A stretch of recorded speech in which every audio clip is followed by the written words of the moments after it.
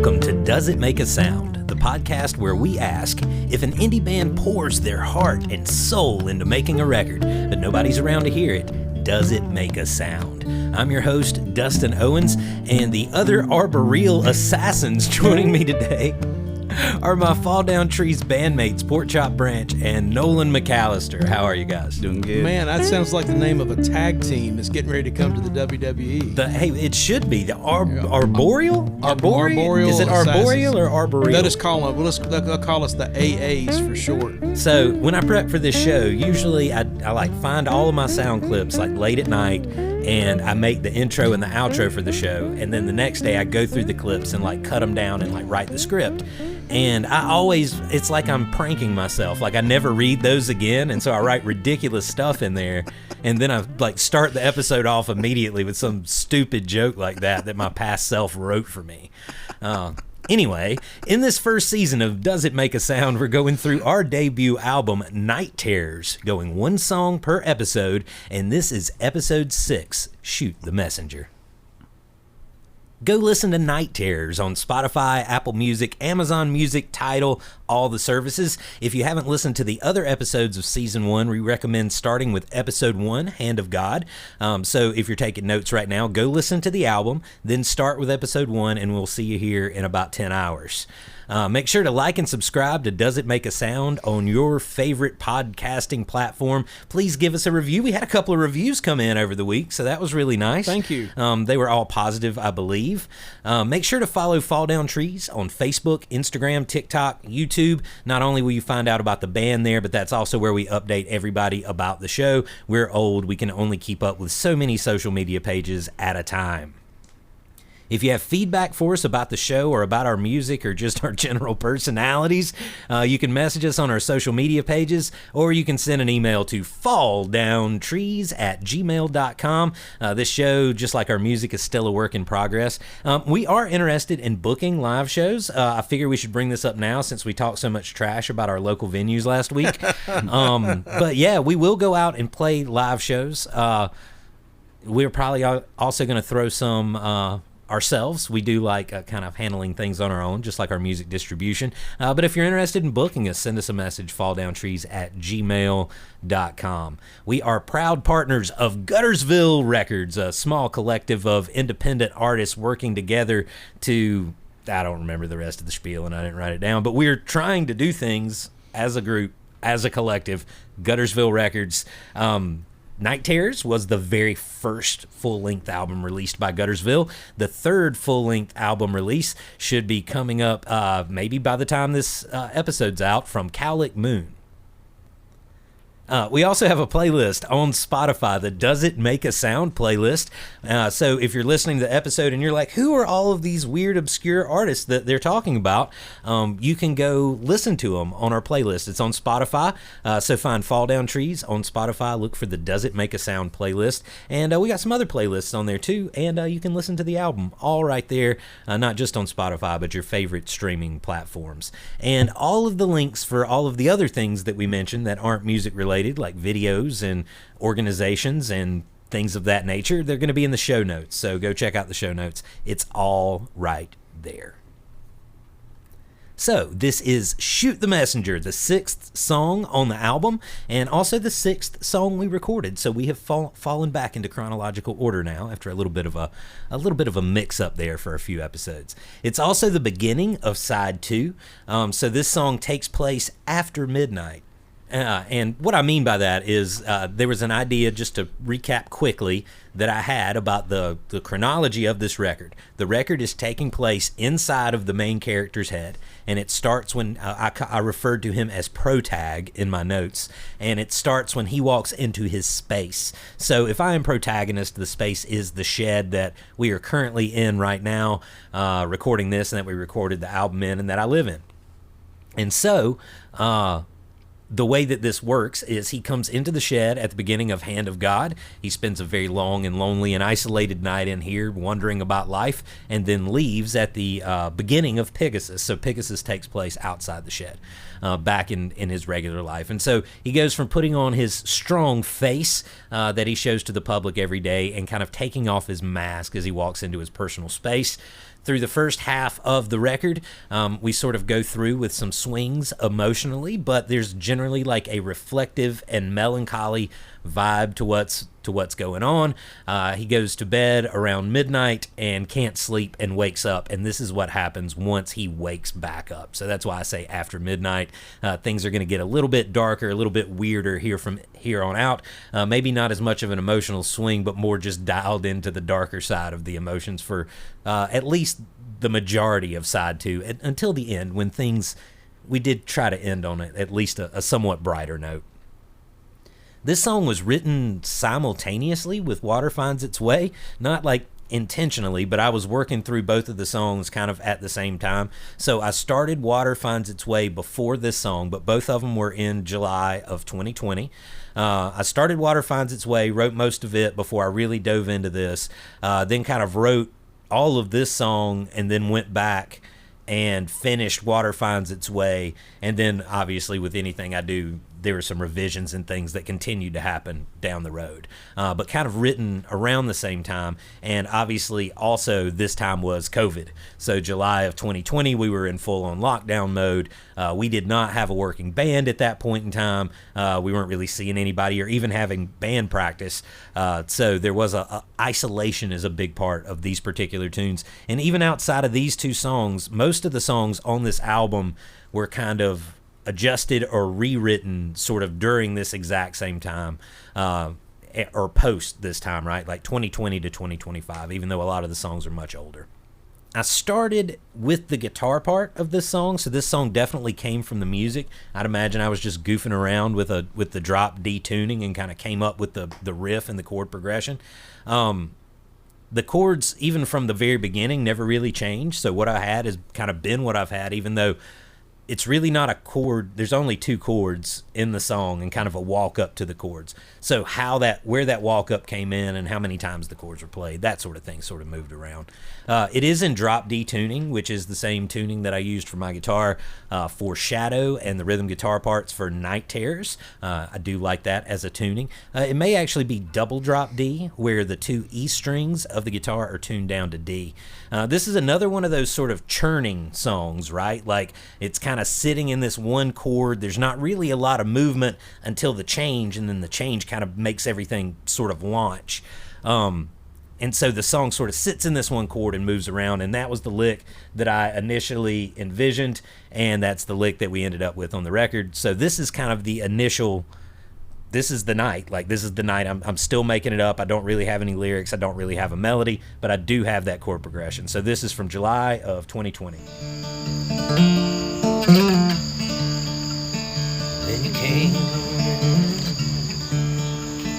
When you came, left me in my grave. When you came, left me, made me your slave. When you come away, nothing you can do but run and hide and do nothing too. Now you come away, you in the dark. You ain't gonna leave us apart. You gotta run, babe.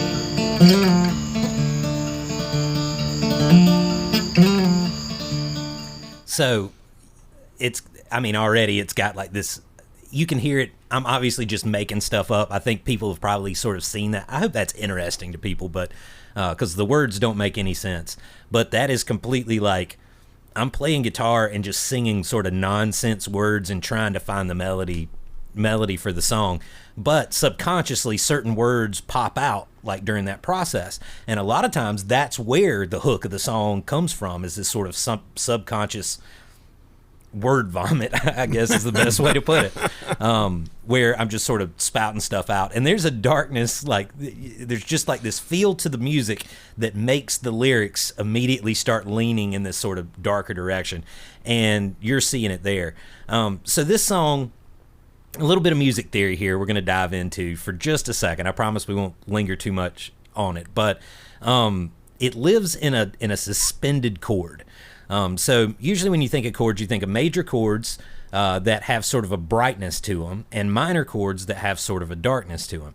But a suspended chord sits between the two of those and lets your brain sort of fill in the gaps. Chop, do you want to grab the guitar and we can kind of play an example of this?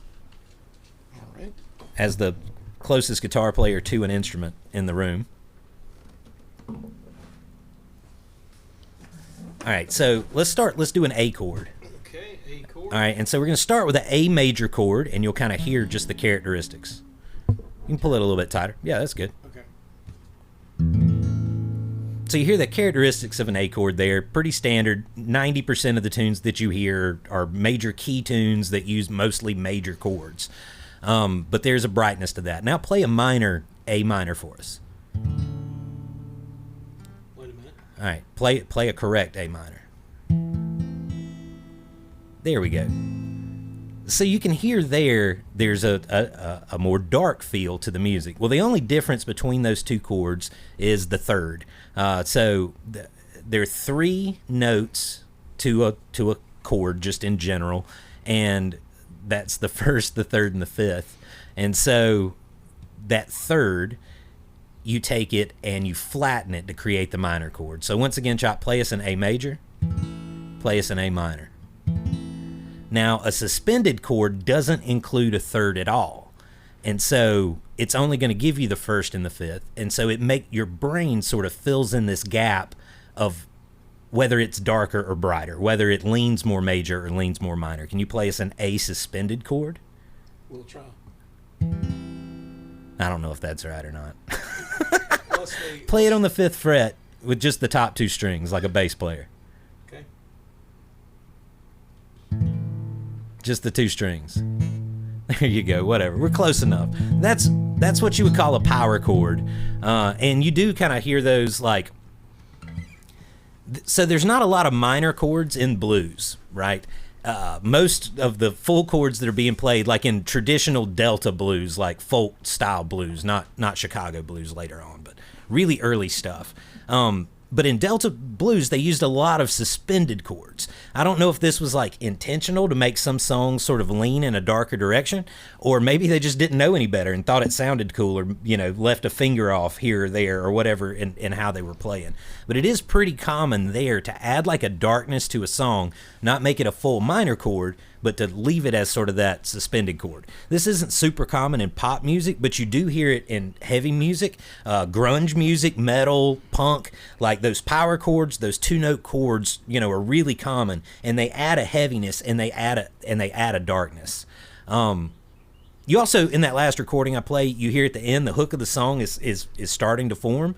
So I say, "You better run, babe," was the thing that just sort of popped out in that part.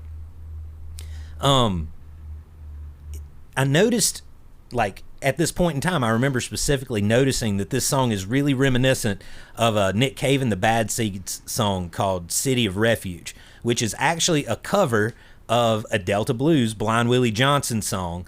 Blind Willie Johnson's version is a little more of like a traditional Delta Blues, sort of leaning in the major key, a 1 and a 4 back and forth, and most of the darkness of the tunes coming out of the tone of his voice.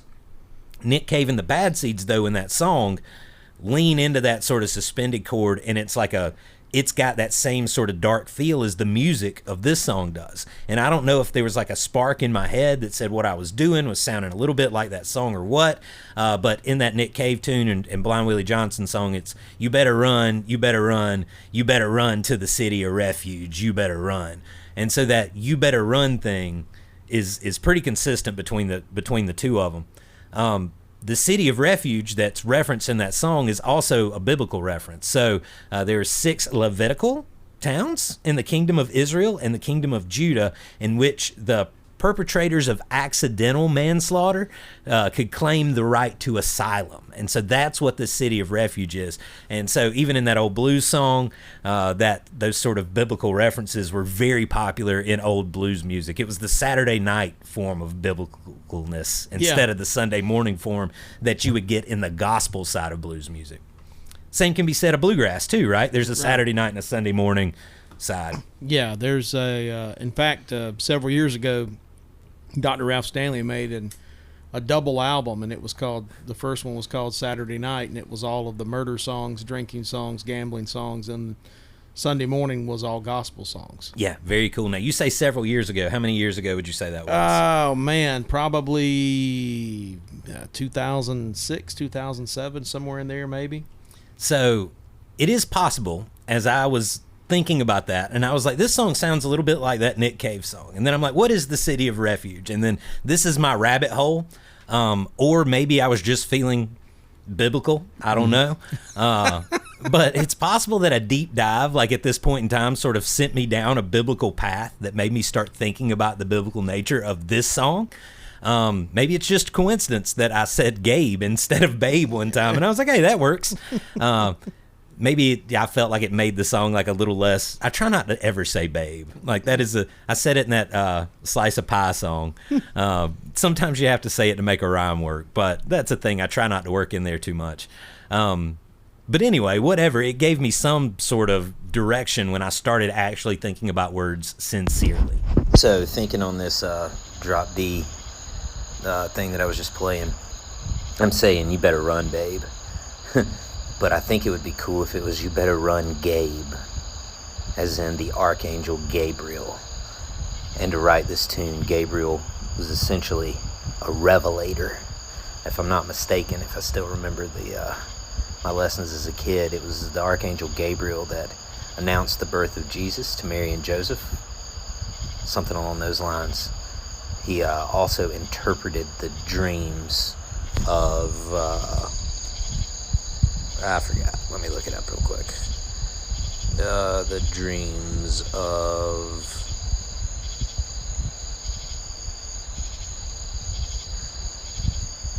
Daniel. He interpreted Daniel's visions. He always seems to be bringing news of some sort. So I was thinking, like in the chorus there, don't you appear in my window at night to deliver more deliver more bad news and take it in flight. You gotta run, Gabe. You better run, Gabe. For your life. You better run, Gabe, for your life. Something along those lines. Something very apocalyptic. I feel like more bad news is kind of the theme of this somewhere. Voice note from July of 2020 as I was thinking through and working through what I was going to write the song about. I think apocalyptic is the key word in all of that, and that's obviously where I was going with it. You can feel it in the music, but it was also obviously present in my mood. Where Water Finds Its Way is like a reflective song, and it kind of has a sense of hope and melancholy. This song is more just like a hopeless rage. Like there's so much anger and like vitriol that's built into the lyrics of this tune, and I think the delivery of the song, that just kind of, as that rage sort of boils underneath with the music. It's another COVID song, and I think pretty representative of a way that I felt sort of in periods during this time too. You're sort of sitting there and the world's coming to an end, and there's not much you can do about it. And, I was pissed off and looking for somebody or something to take it out on, right? And I think a lot of people sort of felt that way at that point in time. It's like, I'm mad about this, and I don't know, like, who to direct my rage towards. And what do you usually do? You shoot the messenger, right? Like, who's delivering it to you? So, that line, like, I've had about as much as any mortal man can take. I used... After that, like when I got to the final recordings of the songs, I used the 4 dreadful judgments of God. So I should probably give a little bit of background here. Like, I grew up in church, Southern Baptist Church, and like my family were leaders in the church. We were there Sunday mornings, Sunday nights, and Wednesdays. I think I read the Bible like all the way through. There was like a challenge at church when I was, a kid, right? 13 years old or something like that. I read it all the way through. At that point in time, I had a whole lot of questions that not a lot of people were good at answering, I guess, at that point in time. but did their best and was much appreciated. I kind of had a same like run through about the time I was about 16 and was starting to question absolutely everything in the world that anybody threw at me. And very much like I usually do, I don't do things half-ass. I went through and read every bit of it and tried to figure out how I would interpret it, right? And one of the things that always kind of was weird to me or stuck in my craw was the interpretive nature of it all, right? And so when I grew up in the churches that I went to, it was King James Version of the Bible, and nothing else was 1611. Yeah, nothing else is the Word of God, right? That's right. But it's a translation. Yeah, right. Right. So why is that the translation we're stuck on? And so by the time I was, a teenager, I was reading. I read a ton. I've always read a ton, and so I started expanding beyond this and learning about other religions too, and other aspects of the Christian religion outside of just the Southern Baptist version that I'd had, right, my entire life. And so I've always found this, even though I'm not like a religious person at this point in my life, I find religion fascinating. And I also think that just about any religion offers a lot of things that are valuable insights to how other people behave or ways that you can emulate and behave in your own life. They also have a lot of darkness in there, and a sense of control, right? Like ways to control the population, and a lot of times it's in a good way, right? And then sometimes throughout history it's been in bad ways, and some of the most horrendous things in the history of the world that have ever happened are because religious leaders have been bad and directed their followers in a very sort of negative direction. So writing about this stuff has always kind of come natural to me too. I think that's sort of a part, like the fire and brimstone aspects of the Baptist religion were always, even when I was younger, were fascinating to me, like horror stories. It's like a lot of people would watch a horror movie and kind of have the same way that I had felt in sermons in my life. I was convinced that I was going to make a mistake and go to hell for most of my childhood. Sure, yeah, I did the same thing. And, you always kind of dreaded Sunday nights if they were running through Revelations. That's the... Absolutely. They usually had a series on those, and that's all the darkness you're talking about. Yeah, and I'm the Left Behind generation, isn't that what it was called? Yeah, Where we would go to the plays, and they would just show people being left behind by piles the of clothes. rapture. Yeah, where'd they go? Well, they've been called up, and you were left behind. So I didn't sin until I was about 16, and then once I did, I was like, man, this is fun. I think I'm going to try all of them. Obviously slightly tongue-in-cheek there, but anyway, I do respect people in their religions. When I went through what I would call an atheist phase, where I would argue with anybody about how stupid everything they believed was.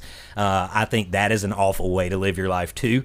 I definitely am not I don't believe that there's nothing out there, but I don't know what I believe. So I guess agnostic may be the best term, or maybe pantheist. God is in everything. Yeah, who knows? Nobody knows. Iris DeMent's got that song "Let the Mystery Be," and I think that's the closest to my gospel. It's your philosophy. Yeah, everybody's wondering and worried about where we all came from and where we're going to go when the whole thing's done. But no one knows for certain, and it's all the same to me. I think I've just let the mystery be.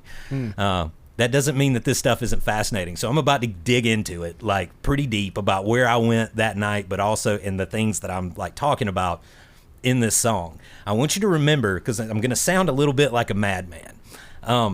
This is the reason this fits in so well on this record and this character. This is the After Midnight part, and you can just imagine the character deep diving Wikipedia trying to look for these answers in life, So anyway, obviously at that point I've had about as much as any mortal man can take. I didn't quite know where to go with that afterwards. So this is from Ezekiel 14:21. For this is what the sovereign Lord says: how much worse will it be when I send against Jerusalem my 4 dreadful judgments, sword and famine and wild beasts and plague, to kill its men and their animals. And so I've had as much as any mortal man can take, and I'm living through COVID and lockdown and all this. So looking deeper into this, the representation of the wild beast, this can symbolize the untamed aspects of nature, potentially representing the destructive power of wild animals or unleashing of uncontrolled forces. The flood itself, this term refers to and you can thank Google AI for this. I just Googled it. From the flood, I don't have anybody to directly attribute this information to. This term refers to a large-scale inundation, often associated with the biblical story of Noah and the Great Flood. In other contexts, it can represent a sudden and overwhelming force, like an immense wave of destruction. And then obviously the famine and obviously the plague. These were ways that I was definitely feeling and things that, you're worried about at this point in lockdown. So this song also kind of parallels modern Prometheus, but in that song, the protagonist, it's a little lighter in this way, right? Like, for Shoot the Messenger, the protagonist is switched from reading fiction and finding meaning and relating to the characters to, like, searching the scriptures for answers and finding nothing but judgment that's being inflicted upon the earth for all of our sins.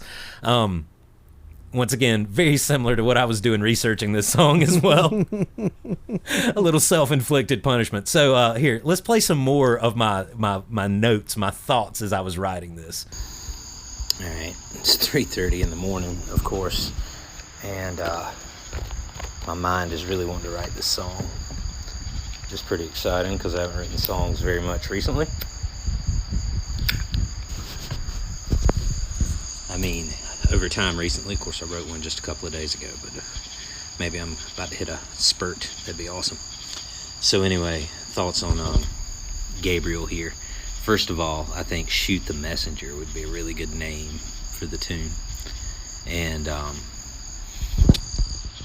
it's something I've had about as much as any mortal man can take. The riots and famine and pestilence and plague. Something along those lines. Also, there's a part here as I'm Wikipediaing. We need to look at the book of Enoch a little more deeply. They saw much blood being shed upon the earth and heard the souls of men cry, "Bring our cause before the Most High." This is in 1 Enoch 10:1. The reply came from the Most High, the Holy and Great One, who sent forth agents, including Gabriel. And the Lord said to Gabriel, "Proceed against the bastards and the reprobates, and against the children of fornication, and destroy the children of the watchers from amongst men. Send them one against the other, that they may destroy each other in battle, for the length of days shall they not have." Pretty intense. It is pretty intense. I wanted to be a preacher when I was a kid. I think I would have made a pretty good one. That delivery was, I was going to say, sounds very much like a man of the cloth. That's right. And so I used to do this thing with my grandpa, who's popped up several times in this podcast. He's the source of inspiration for The Setting Sun, which will be coming up soon. But I was really close to him, and he was chairman of the deacons at the church. And a lot of times when the pastor was out, he would deliver a sermon. And he was old. He was my grandpa, but he was my mom was the youngest of the group, and so he was an older grandpa at that point in time too, even though he still got around great. And I was fortunate he retired the year that I was born, so I just spent all of my time with him after that. We still went out to the job sites to make everybody get to work, even though he was retired. But when he would do those sermons, I would get up there with him as a kid, and I would recite, because he couldn't see to read out of his Bible and wasn't comfortable doing that from the pulpit. And so I would go with him from an early age in front of a crowd, reading in front of everybody. So I guess that's where a lot of what I do now came from, right? Was that practice and the storytelling that he and I also did together on camping trips and stuff. So, But obviously sitting in the driveway at 3 o'clock in the morning, clicking my Zippo and reciting from the Book of Enoch wasn't necessarily what he imagined that was going to turn into. Yeah, if you're getting your 1611 King James, you will not find the Book of Enoch in there. That's right. Yeah, you didn't remember. You didn't memorize that one in Sunday school. So, the Book of Enoch, once again, according to Google API, the Book of Enoch is an ancient Jewish apocalyptic religious text ascribed by tradition to the patriarch Enoch, who was the father of Methuselah and the great-grandfather of Noah. Everybody knows that Methuselah lived to be 900 years old, and Noah built a ship. So, Yeah. Very popular characters, and Enoch was right there in that family line. And he's a popular character too, especially in the Old Testament. Enoch was the one that supposedly never died. He was translated. I think the Bible says he didn't. It doesn't mark his death in the what we have in the canon. Only two, right? Him and Elijah. Elijah went up in a whirlwind, a fiery chariot. But Enoch, I think the word it uses translated. So it's That's cool. yeah. So there's always been a lot of references, even in the New Testament when. In Revelation, when it talks about the two witnesses coming, a lot of people say it will be Elijah and Enoch because they're not dead. Interesting. So the book of Enoch is very old, and parts of the manuscript are preserved in the Dead Sea Scrolls. Right. Which is, you can go have your own Wikipedia deep dive about the Dead Sea Scrolls and how religions bring those into canon or decide what is canon and what isn't canon. It's pretty interesting how what is included in your Bible was chosen to be there. There are still sects of the Christian religion that the Book of Enoch is canon, but for the most part, it is not. A lot of this is like, especially for the Jewish religions, references to a Messiah and to Jesus, and there was a lot of the books of Enoch include those, and then a lot of the references to the angels and the way, almost like there was a war between the angels and God, the Watchers.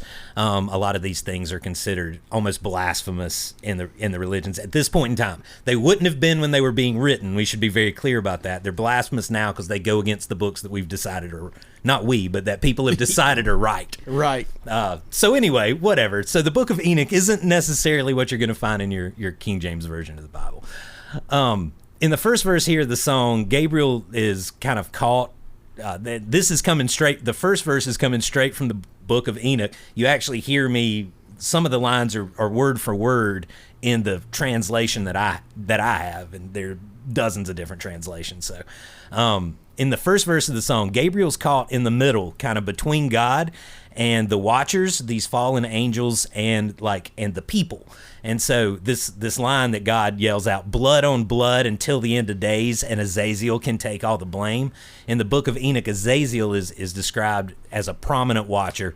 This is an angel who disobeyed God's command by teaching humans forbidden knowledge and engaging in illicit relationships with women. All right. Interestingly enough, this is also how Prometheus pissed off the gods. So in the story of Prometheus, it's him teaching humans the ways of the gods that infuriated the gods. That's why he was chained to the rock for the eagles to feast on his body over and over for all eternity. That's how mad the gods were that Prometheus gave them fire, I think is what I say in the song. I don't know if that's true. Now my interpretations of the religion have become more prominent in my brain than the actual ones that people care about. It's like, how did I write this into the song? But anyway, the second verse of the song directly references the book of Daniel, which is included in Christian and Jewish Bibles, when Gabriel appears to interpret Daniel's dreams. So the dreams or visions that Daniel is having directly relate to God's judgment on earth. A lot about judgment. That's a lot of what's going on here. On the surface, it seems like good news that's being delivered. The kingdom of heaven to you will belong, is what Gabriel says. But when Daniel kind of asks a follow-up question, like digs into it a little bit more, he gets this sort of vague response, and then Gabriel gives a vague response, and then Gabriel disappears. Now, so it's a time, 2 times, and a half. I've read dozens of interpretations of how this was an exact amount of time. I think that's bullshit. I think that he's being vague. He's saying a time and 2 times and a half is when it'll happen, but it's gonna happen once the Ancient of Days is on the throne. It's gonna happen, and then he he disappears. It's very corporate, like the way that this is feeling like in my head at this point in time. In the final verse of the song, I switch around and I sing the song in first person, so from the perspective of the writer of the tune, or our protagonist in the context of the record. He says blood on blood until the end of days again, which I think is great. It's almost like it's a prophecy in the first verse of the song. But this time there's a different response, right? This time it's sort of rebellion against this, and like questioning whether or not these actions are just, which is, that's always been my sort of fight with all of the religious stuff anyway, is like there's a whole lot, it's faith, right? Like it takes faith to believe that there's a reason for this stuff, because if you look at it in a logical aspect, a lot of it seems not so good, right? And you can say that about any religious belief system. But that line, I think, is one of my more biting lines when he says, blood on blood till the end of days, should I lift my hands up in praise. That's the knockout punch of the song. So by September of 2020, the song had found its final form. So it took a couple of months there. Let's go ahead and play a clip of that.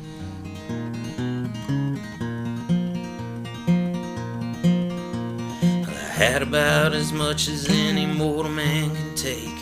Beast and war and famine and plague.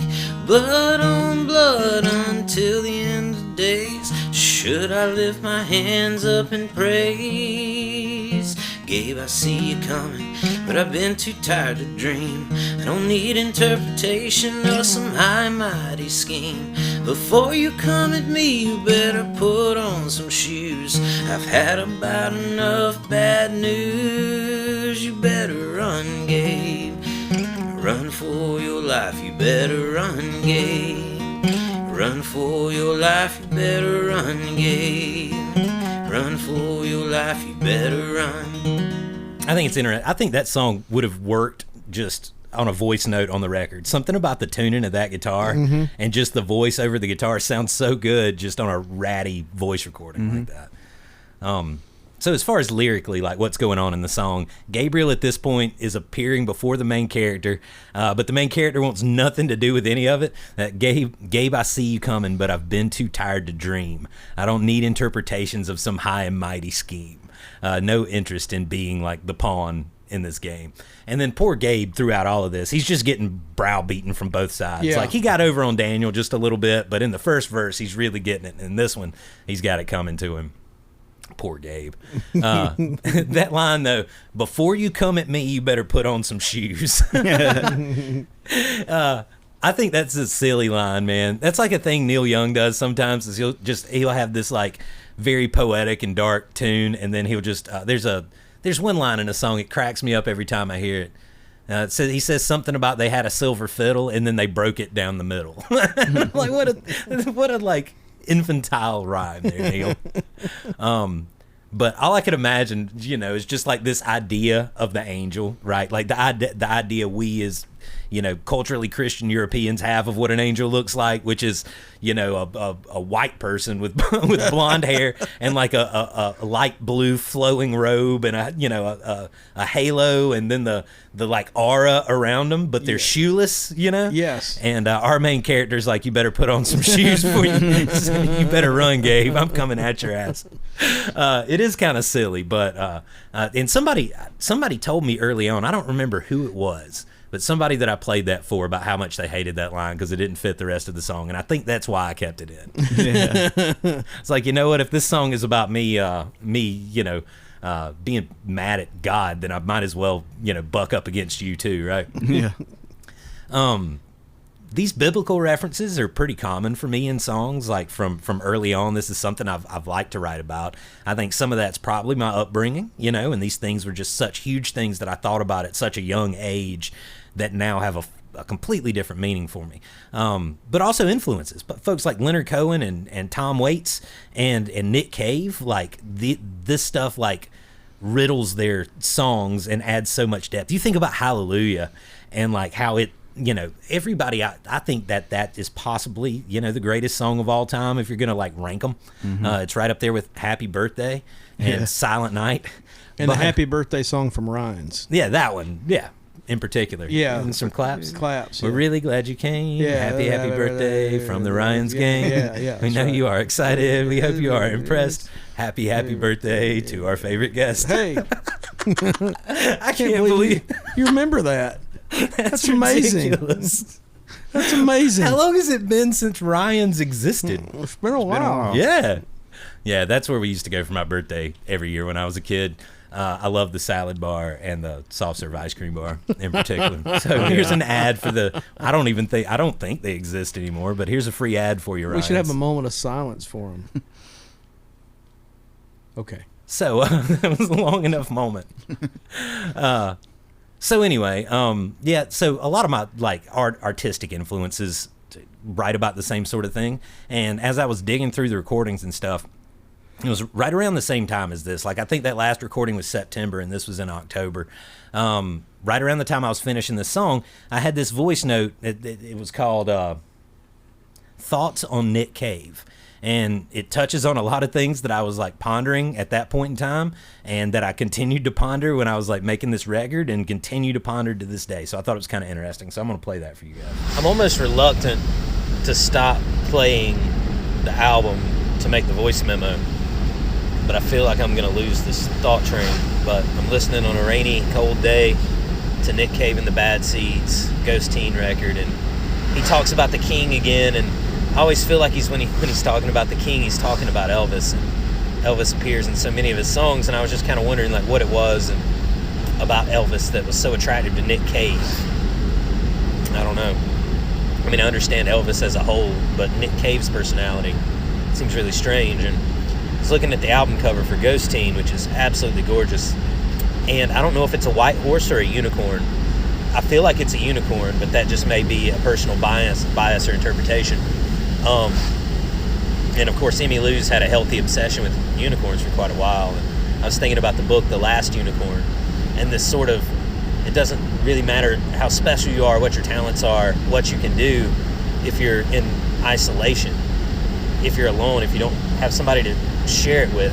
And also the way that you can be like the part where they come across a circus, I guess, or a zoo, or I don't know exactly what you call it, but all of the different creatures were locked into cages, and they captured the unicorn and locked the unicorn into the cage. And this thing where you stop becoming human and start becoming an object, a thing for people to look at and admire, but unable to be related to.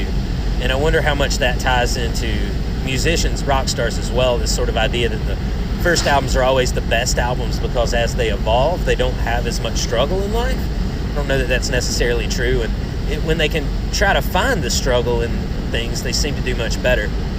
But when they keep trying to call back to the days before they were famous, it's no longer sincere. I don't know how all this ties together, but it may tie into a song for myself, something concerning the last unicorn, and how we all wither away in isolation, and how being special doesn't matter if you can't share it with other people. Interestingly enough, I just started reading The Last Unicorn with the kids right now, a couple of weeks ago. Do y'all know that book or that movie? I know the movie. The movie. Yeah. Well, the movie's pretty much the same as the book. I like the book. The movie's got that sort of weird, cheesy 80s vibe to it that doesn't really hit me very much, but it's pretty great. But obviously the thoughts on isolation were prominent, in 2020. I'm probably recording that. It sounds like I'm in the car. I'm probably going back and forth to work. I worked about 30 minutes away, so I had a commute, and I worked in retail, so I was on the sales floor every day making people put masks on and getting yelled at, and coming out of lockdown and back into lockdown every time I got exposed. But I still have these thoughts now. Like, as a musician, so much of our connection to the audience is through screens. And, you know, it really is. It feels a lot like being, like, on display, like, in a cage. And there's not, like, this personal connection. It's really hard to, like, read a room. I mean, I struggle with this constantly. And, you know, this is something, like, it's so frustrating, like, watching TikTok and stuff now and how, like, fake all that stuff is. And, like, deep down inside of me, like, I know what to do.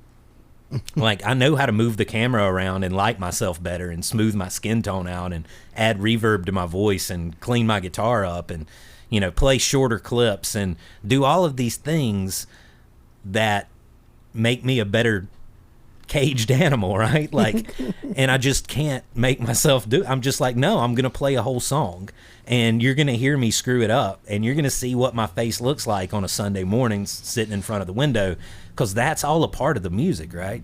I don't know that this will ever change, but it is one thing we struggle with, like, I think we do as a band, is like, so much of who we are on a personal level and what we do is this connection to the audience. And, you know, a song like this, we never really do it live, right? And one of the reasons is, like, it's kind of like what we were talking about with Water Finds Its Way. Like, we play this in a room and you're going to piss some people off and then you're going to get completely ignored by a lot of people. And then a lot of people are just going to say, well, this is boring. You know, I'm going to go do something else. It's a downer. We want something more upbeat. But, you know, if you can get in front of an audience that appreciates this particular music, then they eat it up.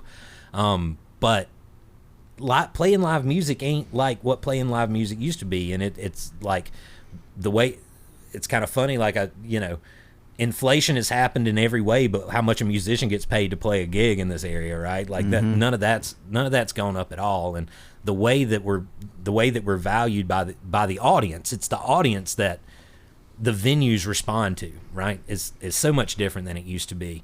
And I'll just be perfectly honest, like, I'm so awkward in a digital world. Like, it just feels so unnatural. And, you know, this podcast and this album and all of that are ways that we've sort of tried to break out of this, right? Like, so much of what we've done forever, like, as an artist, has been sort of isolated too. And this was our chance to, like, put out a document and have people outside of our usual circles witness it, right?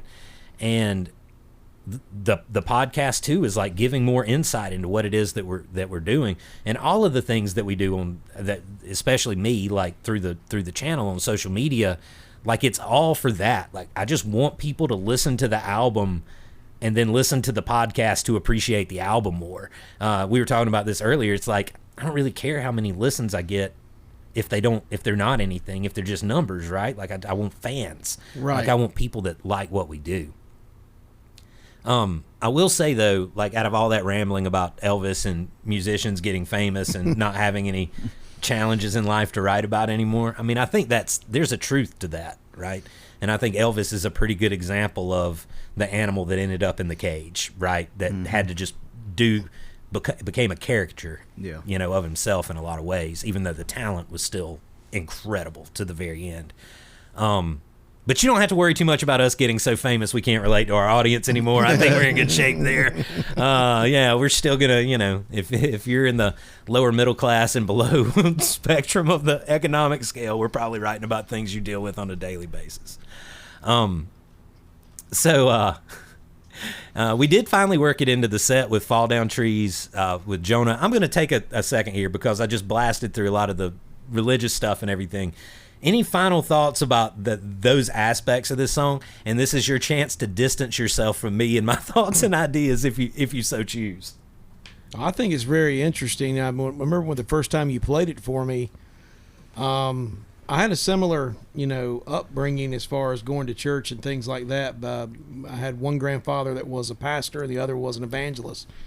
I didn't go up and read or anything like that, but was very involved. And hearing those religious aspects put into this and from the perspective, you're almost, you know, I never think about it from the aspect of, what's it like for the angel bringing the message? Yeah. You know, what's it like for all you think about is like, well, here he's delivering this interpretation of a dream or a vision, or he's proclaiming the birth of Jesus.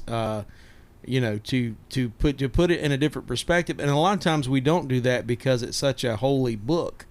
Exactly. You don't read that book like you would Great Expectations, and see what the theme is, and and try to put yourself.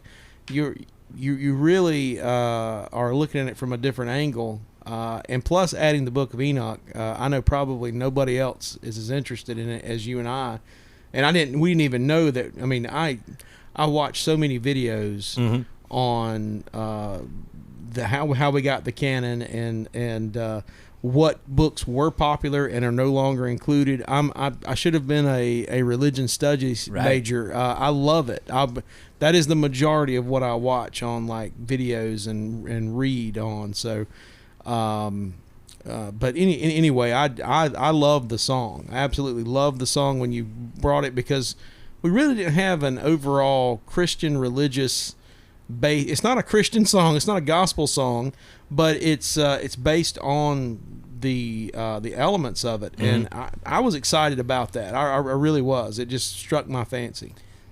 I mean, there's definitely a thing, just from my experience, and I can only talk from my experience. And once again, I don't want to demean what anybody else believes or anything like that. We all just do our best to live life and get through it. But there's an expectation that you take the things that you're reading when you're part of the religion literally, but not too literally, or like to the point where you're putting it in very frank terms, or then it becomes blasphemous, right? Like it's literal, but it happened a really long time ago in a magical place that no longer exists, sort of thing, right? And it is very interesting to me when you look at things when you can look at things from the outside in and be able to understand like what's the moral of the story is the point of the story. Right. Like that's why they were writing these stories down. That's just the reason we still write stories down to this day. You can look at the moral of the story, but you can also like place it in a modern context and like it's happening to real people and look at it through that lens, which I never like weren't supposed to do when we were kids. And I mean, we probably still aren't, but I did to myself, quietly always just thought about things in that way. It's part of this like this idea too, and this is always a burr that I ran into when I was thinking about my religion or beliefs or whatever, is there were these people ages ago that had this sort of direct connection that God spoke to them directly, but that doesn't happen anymore.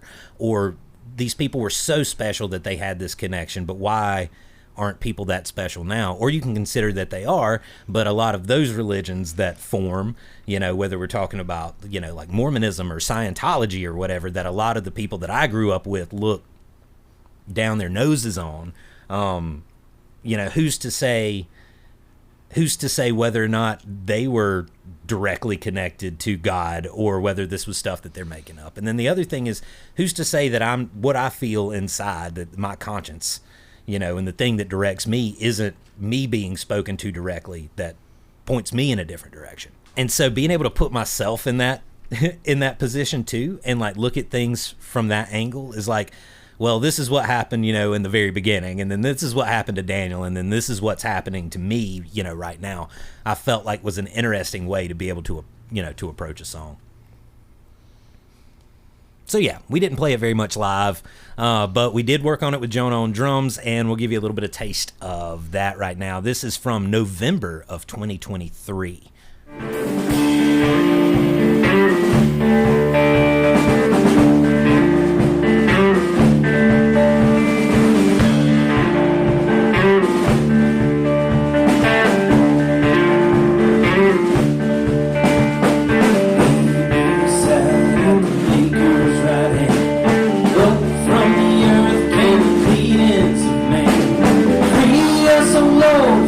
Watchers' greedy eyes, we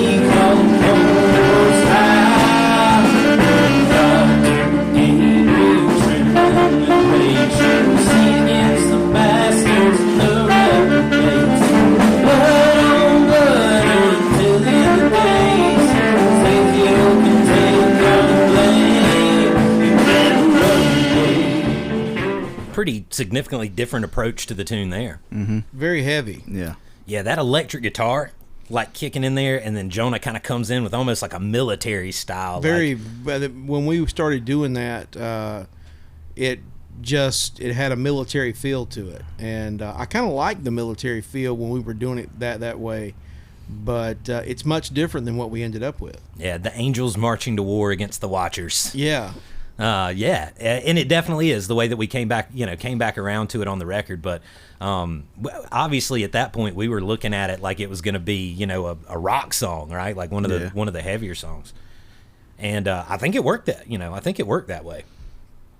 But after Jonah left the band, this was one of the tunes we worked on a live version as a 3-piece using the dendrological method. So the three of us. Let's go ahead and play a clip of that too. This is from January of 2024.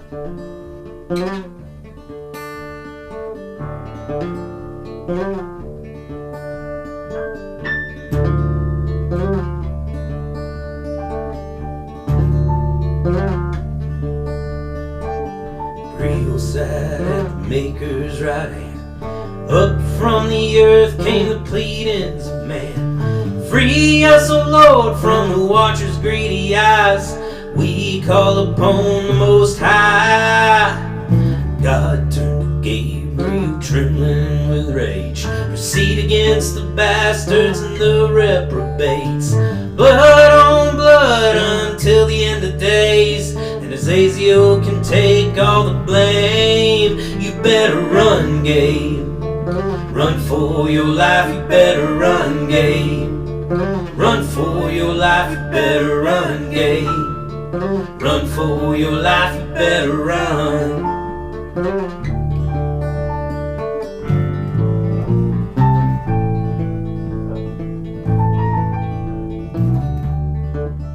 So in that version of the song, the bass is the roots, the acoustic guitar is the trunk, and Nolin on the keys are the branches. You can actually hear a little bit of foreshadowing in that very last lick I played. Of what was coming, like with the horns? Yeah. It's pretty cool. We'll touch on that in just a second. I don't think I mentioned this earlier, but a thing that I do on this song that I'd never really done before, and I felt like was a step for me, like as a songwriter, is what I do melodically during the verse. So it's almost like it climbs. Like the first one is at a lower register, and then a middle register, and then a higher register for the last line of the verse. And then as soon as the verses like climb to that peak, then you get the walk of the band kind of up to that same level when it starts running. But that's not like it took me. Used to I just sang kind of straight melody lines, and it took me a long time to get around to writing a moving melody like that. Very atmospheric version, like it's just sort of like those little keys tinkling in the background. I don't think it's any less like apocalyptic. It's still dark and heavy, but had a really cool vibe to it right there, I thought. Porkchop on the harmonies too. So I had written harmonies out for that song on the official demos, so I guess you had like a reference point when you were singing those, but it sounded really good right there, Chop. Yeah, we that's how we started out with that, and I was surprised I could do it, to be quite honest with you, because I'm not much of a harmony or singer just period, but especially harmony. It's very difficult for me to hear pitches as well when I'm singing, but that didn't sound too bad. No, not at all. And at this point, we had gotten our lesson from Nolin, so we were yeah, that's right. We were a little bit better at being able to find where those notes are. He's our Garth Hudson. Yeah, but that's definitely he's our Garth for sure. We don't pay him though. No. But yeah, I thought you did a great job on the harmonies there, and that's kind of the same harmony. Like that's what we thought it was going to be all the way up until the the re-recording of the vocals, which we'll talk about in just a little bit too. So at this point, all of the songs on side one. So when we started working on this song, like for the record, right, like. Working on it for real. All of the songs on side one were completely done except for the final vocal takes that I didn't even know I was going to do at this point in time. So we thought they were pretty much finished. And we had a really good idea of like how to approach the recording process for side two. Like we'd figured out most of the tricks. So on Sunday, March 24th, I started working on side two. and the first song I started on was Shoot the Messenger. That night, I recorded the guitar and the vocals, and I played around with different drum sounds. And then on my lunch break from work the next day, I actually laid down the drum take that you hear here before you and Nolin came over. This was a Monday practice for some reason. Kind of weird, but we were all fresh and ready to go, I reckon. So I knew what the core of the like boom chick drum sound was going to be. So it was actually a lot quicker for me this time. I wasn't trying to like test everything in the room to figure out what sounded right. I just dove right in. I pulled out the wooden filing cabinet. But on this song, I had one hand like on the side, which gives you the bass note. And then I had one hand on the top, which kind of makes it sound like a hand drum. And I was tapping the box of thumbtacks with my foot. So I had my foot on top of them and was tapping it with my foot over the course of the song. I didn't realize that. And you can kind of hear it in what I'm about to play because it sounds like it's in the distance because there's a mic on each hand, but there's no mic on my foot. You're just picking that sound up through the other microphones.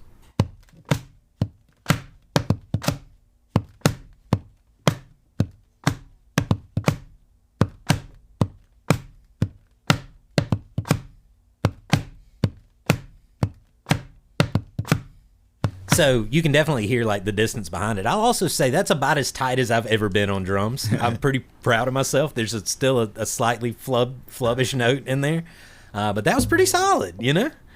Had the beat down, so I feel like that was all right. But also just how much easier it is to do things once you figure out like what it is that you're playing and not to have to search for it anymore. I cannot emphasize how much better that made my life to like have a go-to sound that I could go to achieve what I was looking for and not have to like tap, you know, the chest of drawers, everything and in here, double-walled stainless steel water bowls and stuff like that. So when Porkchop and Nolin came over that Monday, we spent most of this session working on the bass line. So, you know, you've heard a couple of takes here. There were bass lines. Most of the bass lines that we had used up to this point were just a root note, right? They were root notes, and they would let them ring, and that would be it until maybe the chorus. But I mean, there wasn't much deviation from that. Yeah, and we did play during the chorus with you doing kind of almost a country bluegrassy sort of walk to sort of pick up the pace. There were a couple of walk downs that you like threw in, but most of it was really just sort of stripped down and atmospheric. I think that I should probably note here that as a live band, we are not perfectionists, and we do kind of believe that songs continue to change and adapt over time. Now, Bob Dylan is a really good example of why this isn't always necessarily a good idea. I saw Bob Dylan in like 2008. And sometimes I was halfway through a song before I realized what song it was that he was playing. We're not quite that extreme with it, but the songs do change. The standard for what we're going to do for a live show is a lot different than the standard for what we're going to put on an album, right? Like, we'll try some stuff live and then try it a different way the next time until we sort of start to find it. And sometimes we just change it because we don't remember what we did before. Yeah. And so, even though we had bass lines that we would have been comfortable with using live, just like every other aspect of the song, we really didn't have anything that we were ready to go with on this record. So we went through this process that you and I had used before, where we were just sitting around, like listening to the song through the headphones and passing the bass back and forth. What were you doing while we were doing this, Nolan? Probably just looking at you. Yeah, tapping his fingers, waiting to go. No, I mean, you always gave us input about what we were doing and everything too, to know which direction we were going in. I remember this session though in particular was more intense than most of them were. Like, we weren't coming up with anything we were happy with. Yeah. And one of the notes that I had in there, it says, I put the track on loop and left Chop and Nolin to goof off while I went to the store. I can't imagine leaving in the middle of the recording session. I must have been just like really not thinking we were getting anywhere to have left and just went to the store. I remember that was the only time that you left, and we weren't recording anything. We were just listening to it, trying to come up with a bass line. I just had it playing loop over and over. I remember I even tried to get Nolin to play the bass. He doesn't play bass. And I said, it's easy. Let me show you where the reed. He said, He said, "No, he bugged off of that." But yeah, I was like, "We're not getting it. We're not getting the bass line." Yeah. Here, you try it. Yeah, You're our constant fallback plan. We're like, Nolan will figure out how to make this Yeah, work. that's how I got roped into playing keys in the first place. It's like, no, do you play keys? No, not really. Well, do it anyway. That's right. You'll be fine. It's also how you ended up playing that cajon. Yeah. So the notes on this were pretty funny. It says, Porkchop came up with this funky blues thing that he played for me when I got back. The first thing he said is, I know you're not going to like it. And then I said, I didn't. It said it made the chord too bright, the major side of the suspended chord. So this is what we were talking about. This is what we were talking about earlier. A suspended chord isn't a major or a minor, and a major key has a more bright sound to it, or a chord, and a minor and a key. And a minor chord has sort of a darker sound to it. A suspended chord doesn't lean either direction. But what you had done with that bass line, the way that you were playing it, which was really kind of funky and bluesy, was pushing it, making it sound like a major chord instead of a minor chord. Mm-hmm. So I heard you do it.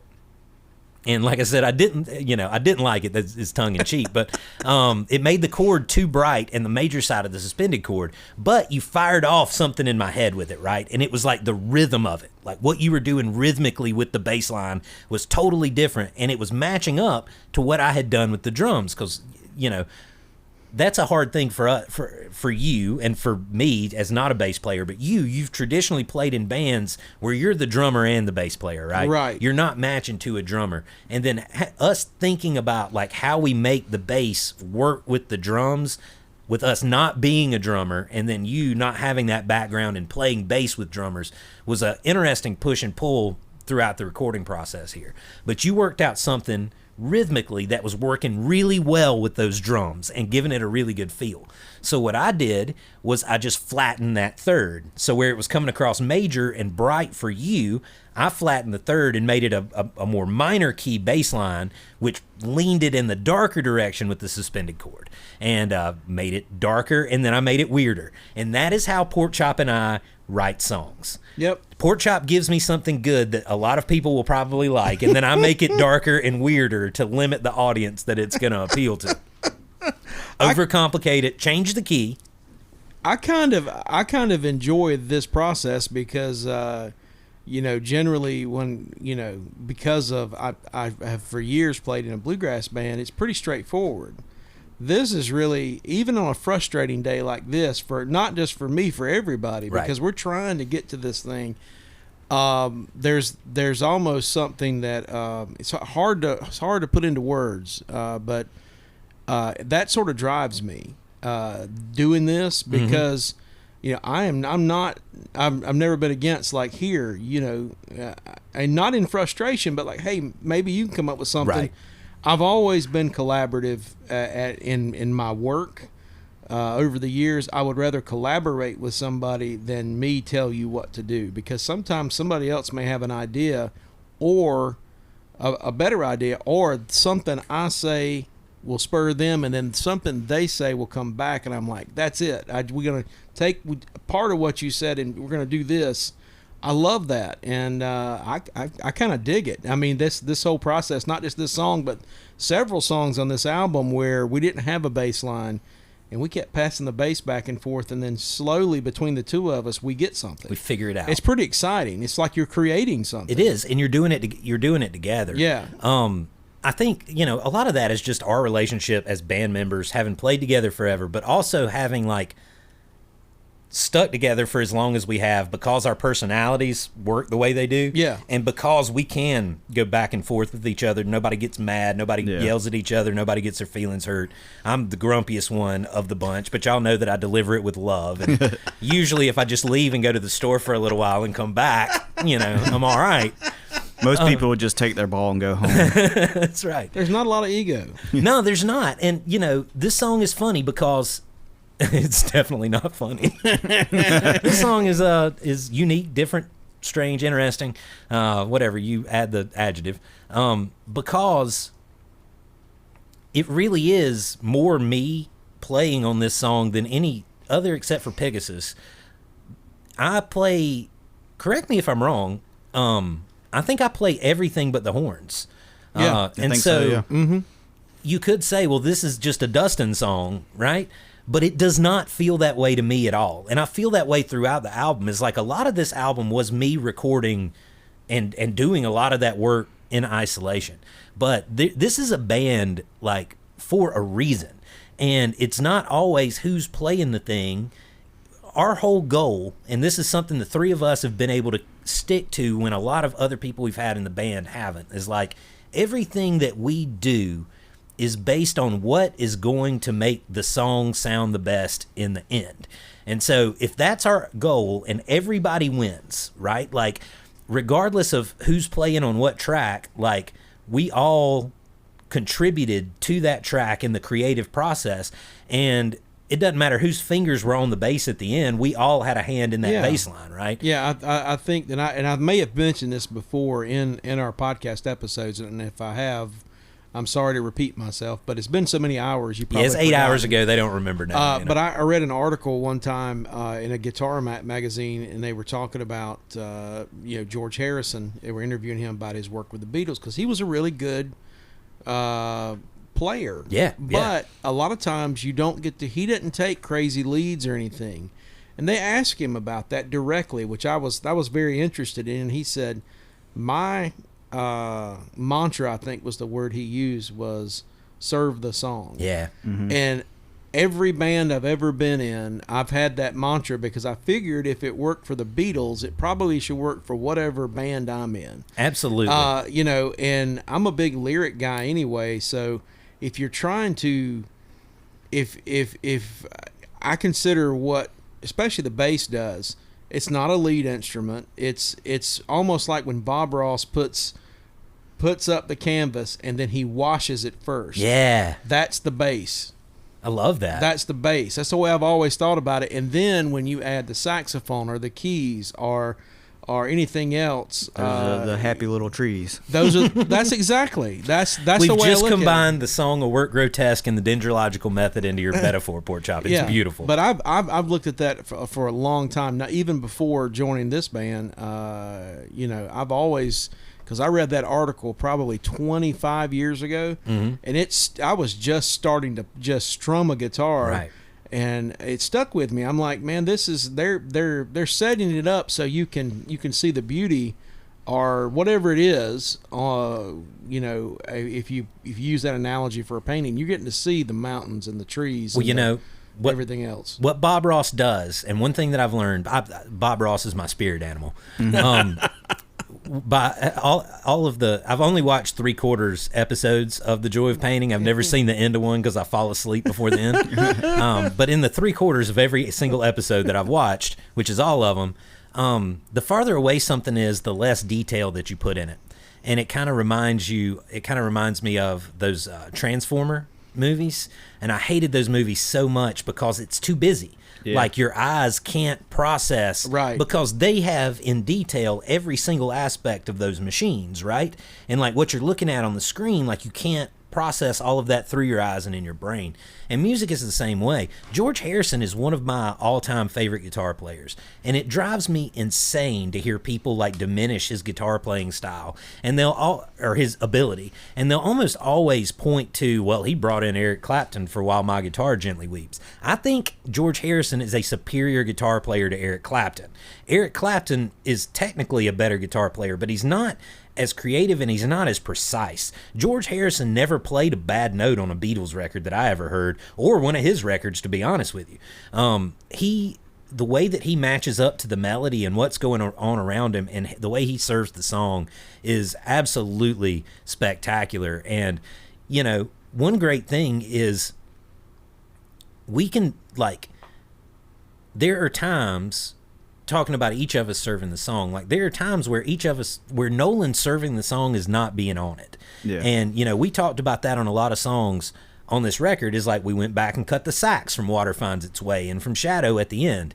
That was us saying the best way for Nolin to serve that song is not to have the saxophone on that song. And then sometimes it's like, we need you to go wild man in this bridge in the middle of the modern Prometheus. Yeah. That's what serves the song the best, right? And to have those tools in our back pocket and be able to do any of it, to say, I might only play one note on the bass this whole track, or, you know, I might have to get a little over the top and complicated with it. And in this instance, the thing was like, all right, you had this rhythm, and then you handed me the bass, and then I like flattened that third and like adapted to the thing.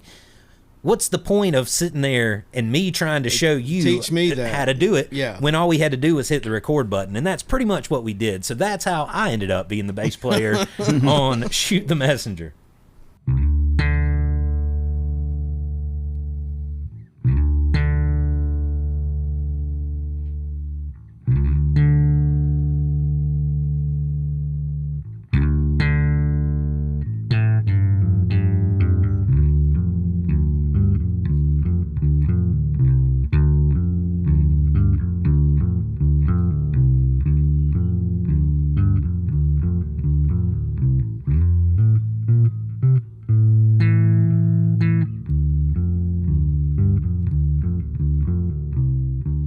Can confidently say that's the best bass line that I've ever I written. still haven't learned that bass line. No, you haven't. I don't know when we'll get there, because that is not the way you play a bass, right? No, it sounds great, though. And it's really not the way a bass, it's the way a guitar player attacks a bass. Yeah. I think it screams guitar player bass line. But also, and we're going to mention this every time because it's so important to this record, it's James Jamerson. Like, when we were learning those licks and playing those fifths and playing those octaves and all of that stuff we were doing when we were watching those videos, like, that's all I'm doing right there. And there's, like, I play chords there too. Like, I actually pinch a power chord in that bass line, which is, I got no right doing that. But it's got a groove, and like I feel like that when that bass line came out, like it set the song. It set the song off. I do remember being terrified when I was recording it. Like, you know, it's kind of like I was in the rodeo and I was trying to ride the bull or whatever. And I'm like, if I can just hold on, I don't know what I'm doing and I have no control of this thing, but if I can just hold on until the song's over, it'll be all right. You know, I'll win. And then, you know, who cares what happens if I get slung at the very Out end. in Shoot number 3 is Dustin Owens on You Better Run. Let her go, boys. Yeah, let her go. So yeah, I was hanging on for dear life for that one. So later that night, after you guys left, I cut the slide guitar for the song. I don't remember why I decided to do that. Because I mean, we'd obviously never played slide before, and It adds a lot to it, though, man. It does, and you know, I know that at some point in here we decided to go, and I think this happened later, maybe because of the slide.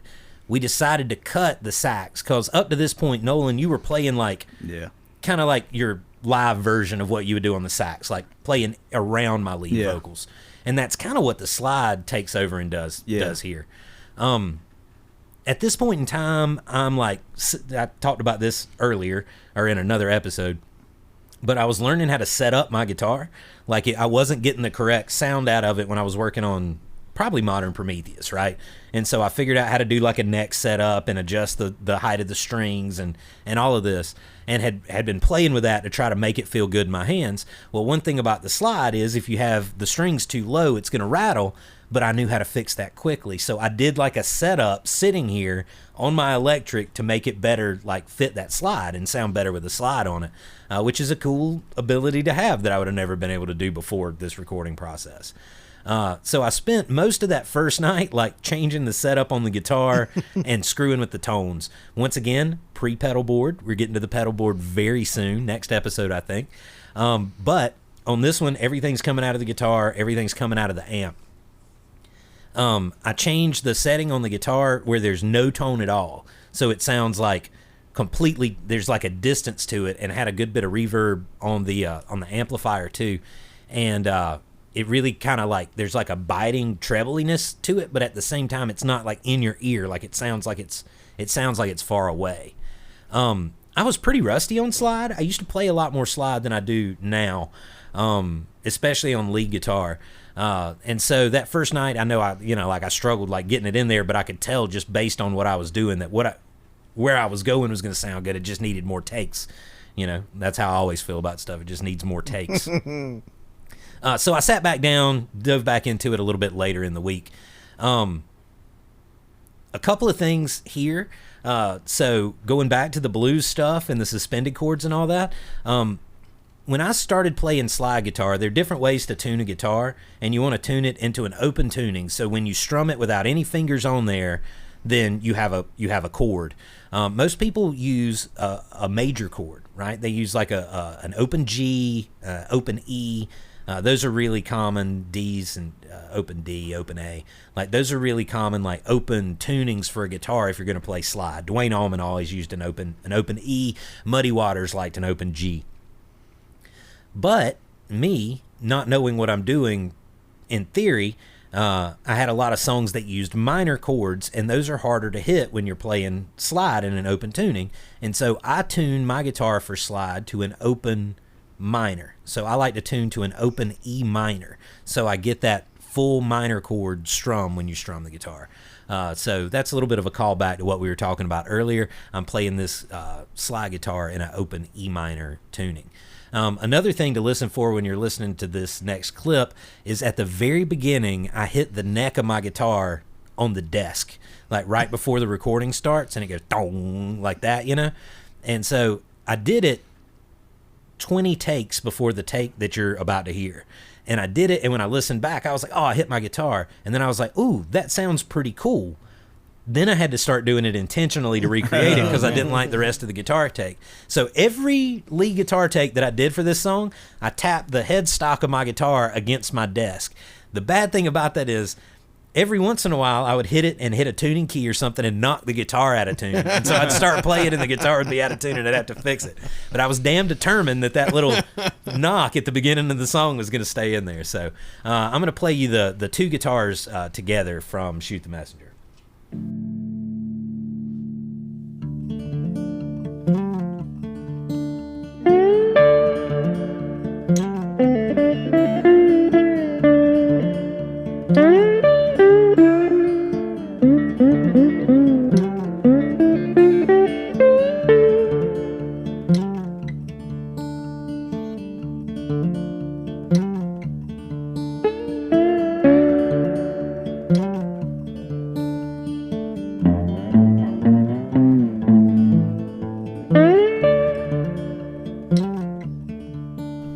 Pretty cool. It's got like a ghosty sort of spooky sound to it. That's when it started sounding like something you would hear on the beginning of an HBO series. Oh yeah.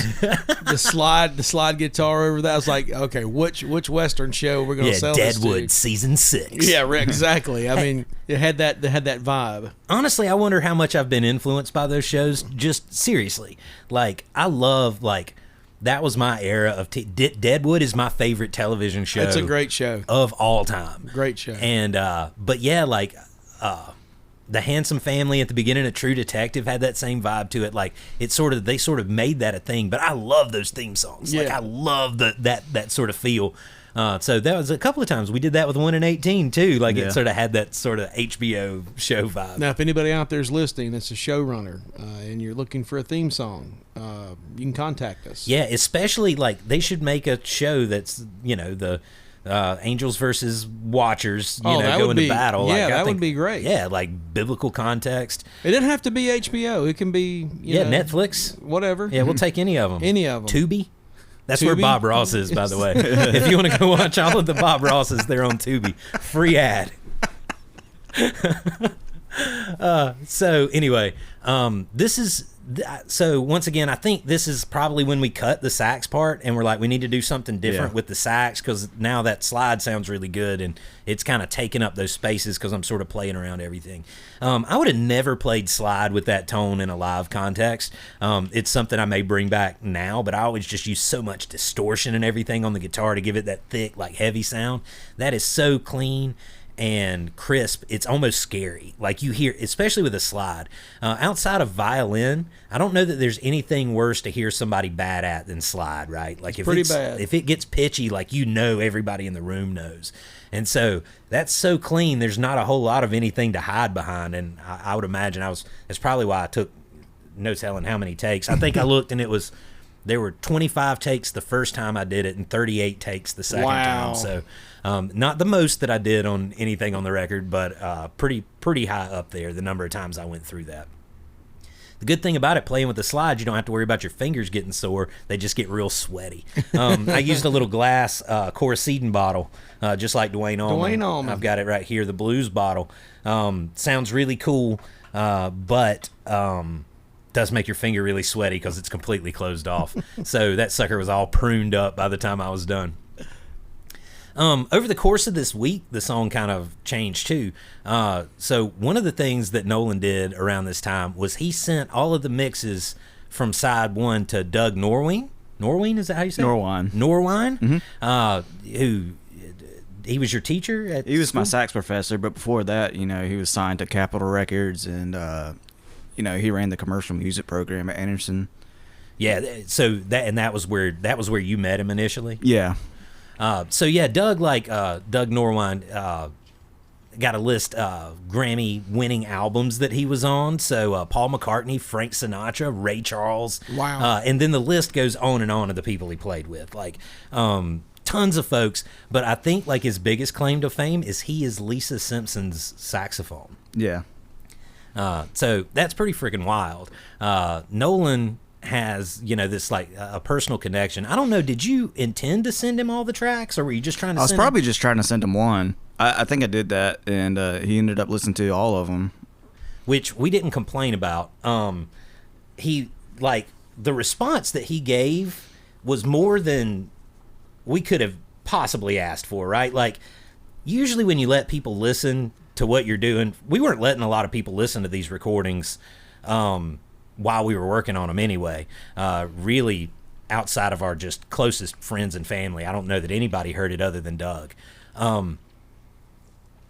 Most people, especially, and I'm going to complain a bit here too, this is one thing we're trying to correct with Guttersville, but musicians in this area don't do a great job of really supporting each other. And part of it is kind of sad. I'm in all of these social media channels and stuff, and their groups, and people are constantly posting in these groups about all the stuff that they're doing, and nobody ever listens to what the other artists are doing. They're just channels for you to go post, go and post your own stuff. And I try so hard when somebody sends me something that they're working on, or even when somebody sends me something that they like, right? If somebody takes the time to say, I think you might like this too, I always listen to it and try to give some kind of feedback. I found that to be really rare, and that has been one of the best things about Guttersville is it gives us a reason to listen to everything everybody's doing all the time, right? And to give that feedback because we're constantly asking each other for it. And it's really easy, as musicians, to get kind of lost in your own bubble. And then, you send something to somebody and they're like, man, that sounds great. And you're just like, all right, well, yeah. I appreciate that. I doubt that you listened to it, but if you did, please tell me the things that are wrong. If something's standing out that you're hearing, I've listened to this 25 times and I might just not be hearing it, please let me know. And so one of the coolest things that Doug did was that, right? You could tell from his feedback that he listened to the tunes, he commented on specific parts and specific songs, he gave us constructive feedback about things that we could correct and things that, he picked up on that he thought we could do better on. All that was fantastic. I don't remember those now, but we took them to heart and used them, throughout the rest of the record. But the thing that I remember the most was the part that I wrote in the book. I didn't remember it. I just wrote it down. All right, so this is from Doug's note. Your band has a unique sound made with great fucking ingredients that have stood the test of time. The singing is great and the lyrics aren't shallow and jive, but deep and compelling. Nolin, your sax playing has developed nicely. I like the raw starkness you put out. First of all, my singing is great. Thanks, Doug. It's not a compliment that I get very often. And it is funny, over the course of this record, once I was singing with headphones on and you could hear me clearly, that is feedback that we got, and it built my confidence a ton because I've never considered myself a strong singer. I'm loud, but not particularly good. But to be able to use that to effect, that's what all of my favorite singers do, right? Guys like Dylan and Tom Waits, And Aretha Franklin. Like, Aretha Franklin might have every technical thing that any singer could ever want to have, but the way she uses her voice versus like a Mariah Carey, you know, where it's really like with Mariah Carey, it's almost like watching gymnastics or something. Yeah. Where you're just like amazed that they can do it, whereas Aretha like can add her guts into it in a way that nobody else has ever been able to do, right? Like, even though she's technically great. But my favorite singers, like, make the most of the tools they have, and sometimes they're very limited, like John Prine, and sometimes they're out of this world, like Aretha Franklin, but they're still using them in unique ways that serve the songs and don't just show off, right? So the note from Doug, like, obviously specific, sincere, that meant a ton, but also, like, really incredible that somebody saw value in what we were doing, like, as much as we did, and not just like somebody, and not just like a musical peer. And I don't want to demean them either. Like, Yeah. No. you know what Seth and Nate and Brandon and like all those guys at Guttersville do when they give us feedback is phenomenal, and we appreciate that. Like, feedback from your peers is also amazing. But, you know, Doug, somebody that's got like some clout, right? Like, you know, the weirdness and the rawness, like all of that is intentional, like on the record. But then for somebody like Doug with tons of talent and accomplishment, but also like mainstream recording credits, like somebody that's business wise has found success, to kind of get it and like reinforce that it works, like that meant as much as the compliment itself, right? Yeah. I think that was really like really a big point for us in the recording of the album, is to get that note, like, and to know we're halfway through and it sounds like we're actually doing something good. Like, we're doing, even beyond what we think is good, it sounds like it's working outside of that. Yeah. He's also a huge Tom Waits fan, so I figured he would probably dig the album. That helps. Yeah. Over the course of this week too, we talked a lot about instruments like we had laying around, like looking for different ways to add different textures and different sounds to the album. And so when we came in on April the 2nd to record, we just kind of like brought the toolkit with us to like see what we would come up with. I had like a couple of tin whistles and a Cherokee hand-carved wooden flute that we played around with. Nothing really came out of that. But old Porkchop over there showed up with a trumpet. I think at some practice at Jonah's, at some point in time, there was a trumpet over there, and you'd picked it up. I don't even know that we knew you could play until then. Yes, I haven't played since high school, and I wasn't very, a proficient player. Yeah. But ended up playing tuba, which is, first cousin of the bass, which is what I'm suited for. You don't have a tuba laying around, do you? No. If I did, it would be on this album. Yeah, I'd love to have some tuba songs. Yeah, man, I wish I had a tuba. I hadn't played it in forever, and we were at Jonah's, and I can't remember if it was his or one of his siblings that they had band, and it was just an old trumpet sitting there, and I said, "Do you mind if I play it?" "Yeah, man, I know you could play." And I started messing around on it, and my lips buzzed for like the next week. Yeah. Because I haven't played in 30 years. Well, this wasn't the song that we were doing that day either. I'm sure we were making life hard on you with whatever we were doing at Jonah's that day. I think I picked it up and just messed around with it. Yeah, I think we were taking a break, and I said, "Man, you mind if I play that?" And I started messing around, and so when this song came up, we were looking for new sounds. I was like, "I've got a trumpet at the house." Yeah. Well, we didn't when we were goofing off that day, we didn't really necessarily know what we were going to do on what song. But one of the things that Nolin brought up, he had like this idea of like a mariachi sounding horns to go in that walk up, and we had just scrapped the whole sax take, and so Nolin kind of went in and sort of arranged what we were going to do like as a horn section to come in behind during that walk up during the song. I know, Chop, you played for a little while to knock the rust off, not just you but your trumpet. Yeah. We had a problem with one of the valves sticking, and it had been so long. There was no valve oil in my case. It was just a trumpet and a mouthpiece. And I'm like, man, this thing keeps, when I would try to play the first note, it would go, and it sort of sounded like a slow fart. And so I said, do you have any I was thinking like baby oil, any kind of, anything shy of cooking oil. Do you have any kind of oil? And he's like, I've got some beard oil. And so we put it in there, and doggone if it didn't work. And it tasted like Christmas trees. Yeah, it was very, very much like going to a Christmas tree farm. But eventually I got some real valve oil, and it's just really tremendous. The recording that you hear on this record is a beard-oiled up trumpet that Porkchop's playing. Yeah, any kids or anybody with kids in band, I do not recommend that. No. Yeah, don't do it. Do as we say, don't do as we do. So, I know y'all went through all kinds of different ways of arranging. You tried to do the song, or to do the instruments in harmony, switched who was going high and who was going low, and all kinds of different stuff. What we landed on through Nolin's supervision was you guys playing in unison, essentially. Yeah. So just letting the different sounds and textures of the trumpet and alto sax aren't transposing. So like a tenor sax is in B flat, and alto's in E flat, and trumpet is in B flat. So we can play the same notes. Like, we'll play. I can tell him what notes to play. They won't be the same notes that I play. That comes out. I see. It'll be, what's that? Like a 6. Yeah. Yeah. I'm gonna trust you on that. It sounds like you know what you're talking about.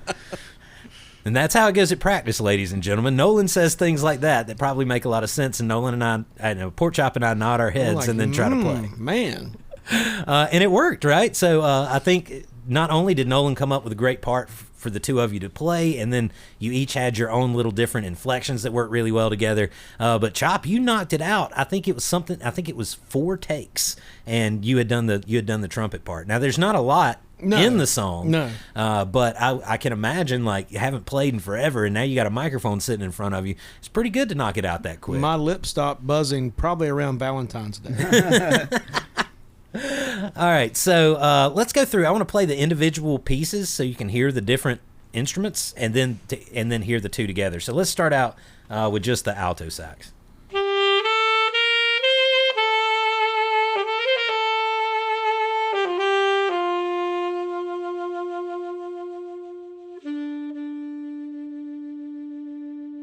Nolin's a little more flowery, like there's some little extra doodly-doos in there, but overall you're playing essentially what the walk is that I'm doing on the guitar and that the bass is doing right there too. Yeah. Just sort of fluttering around it some. And then this is the trumpet.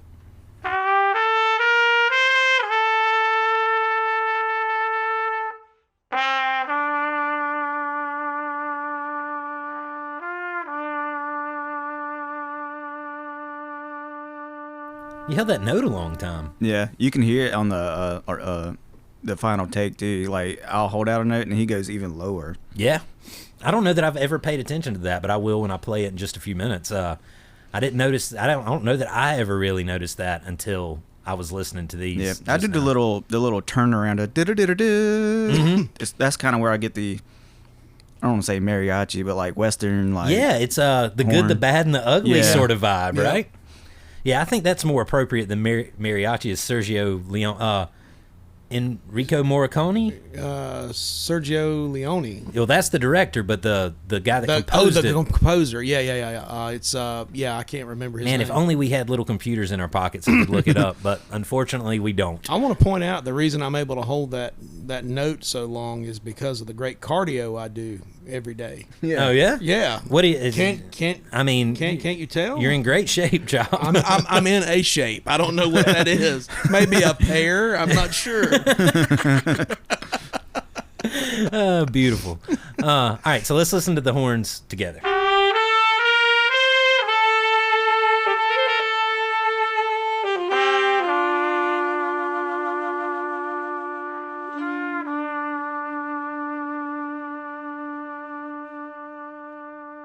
You guys do break apart, right? Like it's kind of similar to how the saxes work together in Night Terrors. Yeah. Where there are moments where y'all are playing the same thing, and then you sort of break apart and come back together, and it adds a tension for a second, and then a release, a resolve. Yeah, I think where I got that idea for us just to play the same thing, even though it's technically not the same thing. It's like if you listen to like Dizzy Gillespie and Charlie Parker, they pretty much play in unison, but they're so unique. The trumpet and the sax together, it gives the song like a thickness. Absolutely, yeah.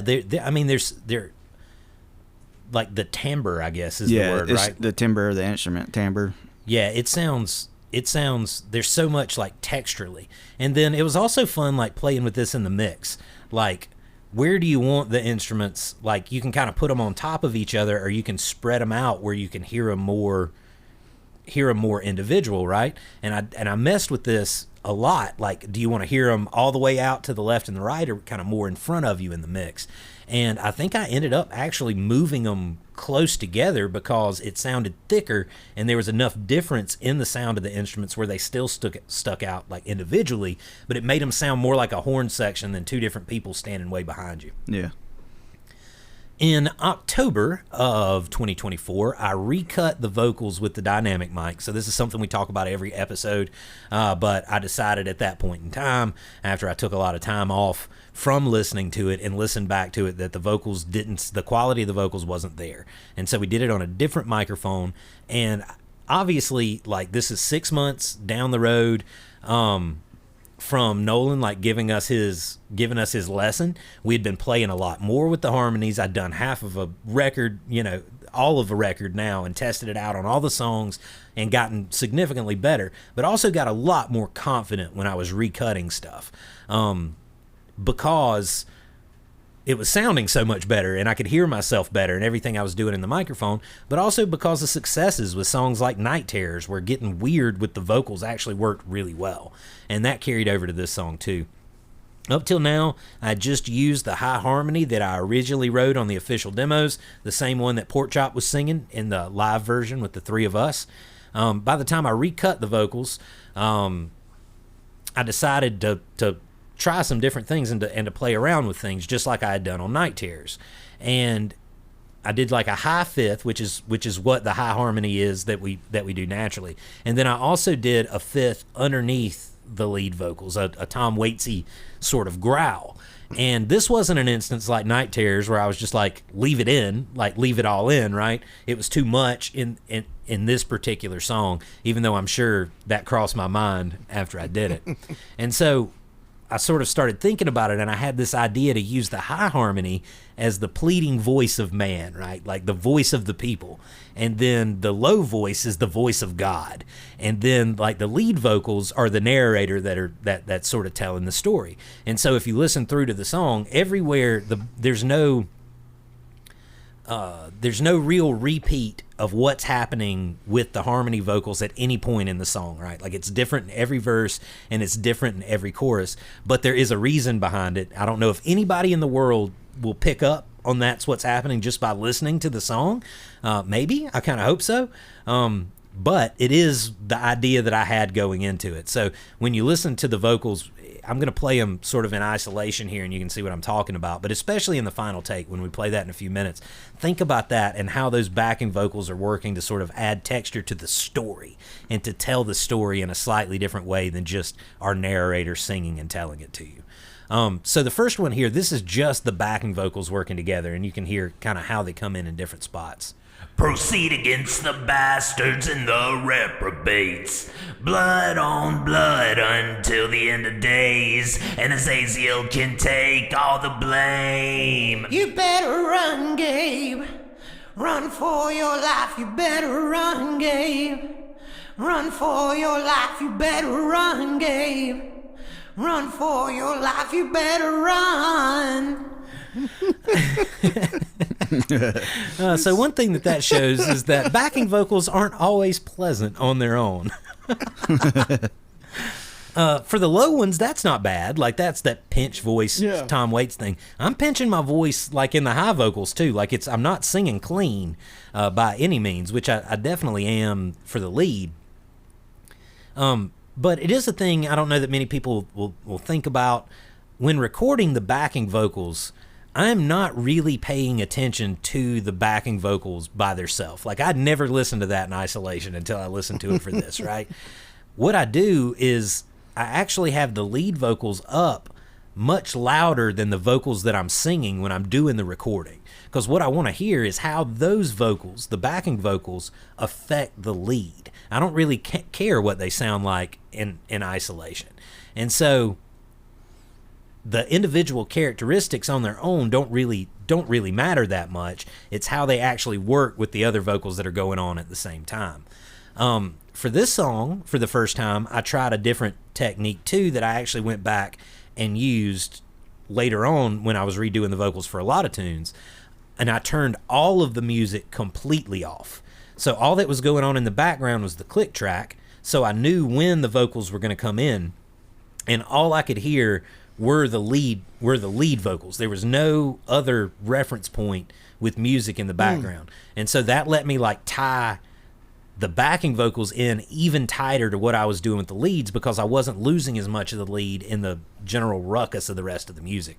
And I'd never really done that before, and that was something I went back to over and over again. Whenever I felt like I needed to tighten something up, one thing I could always do was turn the music off and just sing to the lead vocals, and it let me hear better, and it let me dial my voice in a little bit better. And one thing, all of that is evident here when you listen to all of the vocals together at once. Gabriel sat at the Maker's right hand. Up from the earth came the pleadings of man. Free us, O Lord, from the watcher's greedy eyes. We call upon the Most High. God turned to Gabriel, trembling with rage. Proceed against the bastards and the reprobates. Blood on blood until the end of days. And Azazel can take all the blame. You better run, Gabe. So you can hear that, like, how they add to the texture of the lead vocal, and obviously sound a lot better with that lead vocal in there than they do on their own. You also hear the back and forth nature of them, like swapping in and out, and how that works also in the pan, right? Like the deeper voice is coming out of one speaker and the higher voice is coming out of the other, and the lead is like dead center. And so as they're trading off, like you're hearing it in different parts of the spectrum. I think it's a really cool effect. No comment from the peanut gallery there, I see. Hopefully the listening audience at least thinks it's a cool effect. We thought it was a cool effect. It did. I think it worked exactly how I intended it to work, which doesn't always happen, right? Like, usually I have these ideas and I'm like, this is going to sound great, and then it doesn't. And then I screw something up and I'm like, oh, that's the thing that works really well. It's Darwinism, you know? It's not... Happy little accidents. That's right. Happy trees and happy little accidents. So let's go ahead. Let's just go ahead and play that full take of the song from Night Terrors, the debut album from Fall Down Trees. This is track number 6, side 2, track 1, Shoot the Messenger.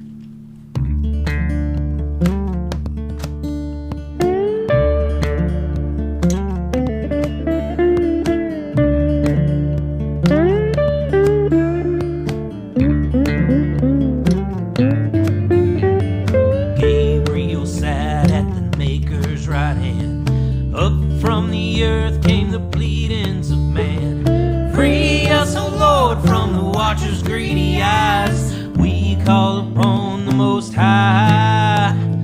God turned to Gabriel, trembling with rage. Proceed against the bastards and the reprobates. Blood on blood until the end of days. And Azazel can take all the blame. You better run, Gabe. Run for your life, you better run, Gabe. Run for your life, you better run, Gabe. Run for your life, you better run.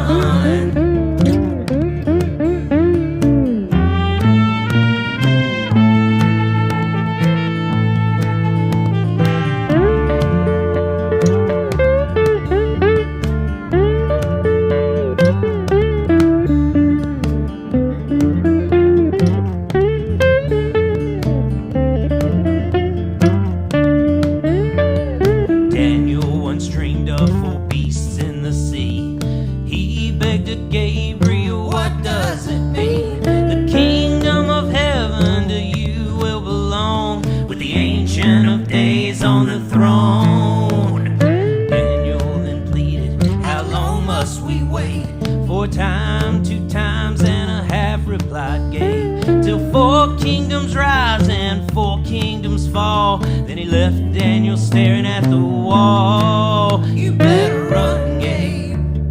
Run for your life, you better run, Gabe. Run for your life, you better run.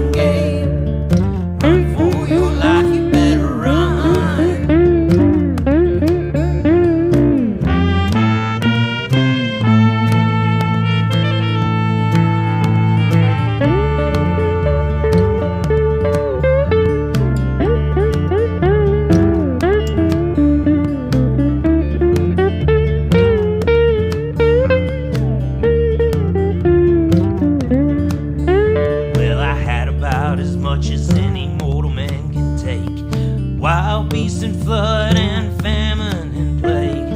Blood on blood until the end of days. Should I lift my hands up in praise? Gabe, I see you coming, but I've been too tired to dream. I don't need interpretation of some high and mighty scheme. Before you come at me, you better put on some shoes. I had about enough bad news. You better run, Gabe. Run for your life, you better run, Gabe. Run for your life, you better run, Gabe. Run for your life, you better run. Run for your life, you better run. You better run for your life, you better run. You better run, you better run.